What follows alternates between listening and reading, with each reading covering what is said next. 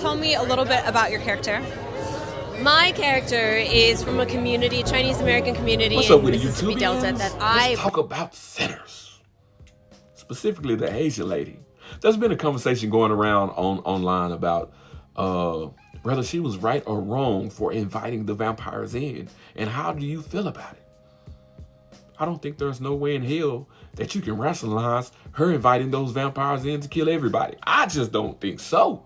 You know what I'm talking about? It speaks to a broader question which some people had of why the Asian people were involved in the movie in the first place. And of course, many of Americans don't know history. They don't know that the Asians came here as cheap labor in the 1800s and the early 1900s, and they helped build a lot of railroads and a lot of other things, and that they did have stores and such things like that all throughout the South back in the day.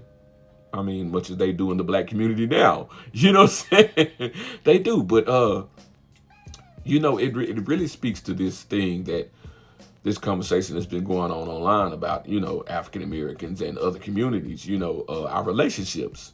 And even with the whole FBA conversation and people being tied to it, or as my boy Tariq Nasheed like to call them, tethers. Now, I don't think that's necessarily a dirty word because, you know, it is what it is. But if we're speaking to that, I think that came through at that point in time, because you can't rationalize what happened. Now, I understand her husband is on the outside. That's your husband, your loved one, the man that you thought you would be with for the rest of your life. Now, his life is over. I mean, kind of, because he meant to live forever now. But he's no longer alive. But you wanted to get to him before you knew what happened. And then after you realized he was a vampire, you thought about, okay, they're going to go to the community, and my daughter's there. I have to save my daughter. Now I understand Michael B. Jordan is not a small dude, and there's other people there, but you find a way to sneak your scrawny behind out the back and go save your daughter if that's your intention. You don't risk the rest of us. You don't do that. You don't do that. Mississippi, you better get the house. But the Asian lady is somebody who has an establishment in the community. She's friends with some of the people in the community, but she's not of the community. You know what I'm talking about? Those are not her people. She works there. She may have some love for them, some affiliation, but those are not her community. Those are not her people. So when push come to shove, they be damned. Y'all come in here. I just want to end this right now. Get to my husband, get to my daughter. I don't care nothing about you people. And I feel like that's what she showed. That's my point of view. And I feel like when they have that conversation about the whole FBA thing, I feel like that's what happens a lot of times with a lot of other communities, even though they may not feel that way.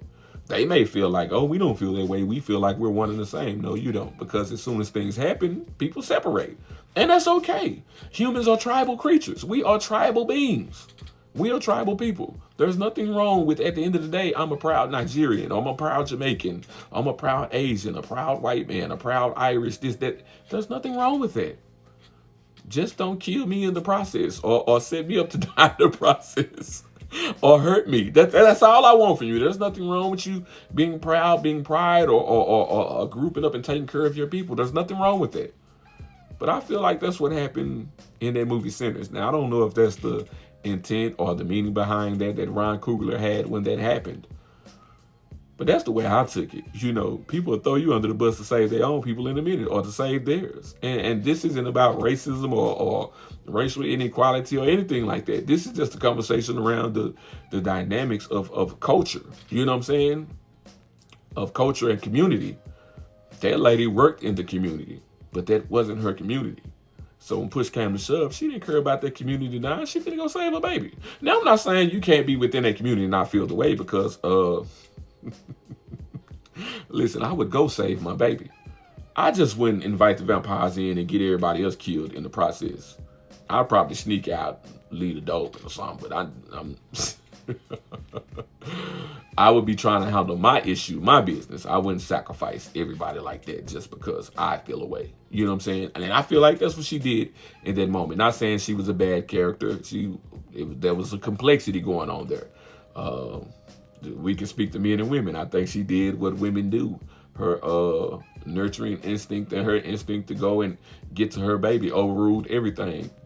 even though it kind of didn't make sense. Because, baby, once you get outside, what are you going to do? Like, when you invited them people, what did you think was going to happen? Pulled that old move on my boy Michael B. Jordan. You know, that's the same move they pull in every scary movie, or they used to pull in the scary movies, where the black guy was always convinced to go and fight and die first.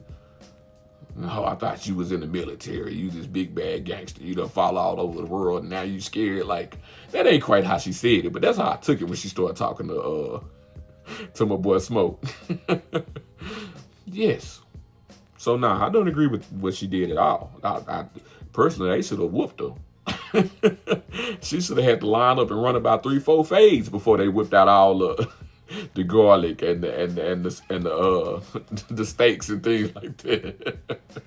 Anyway, man, I just want to have that conversation about the movie Sinners. Junior.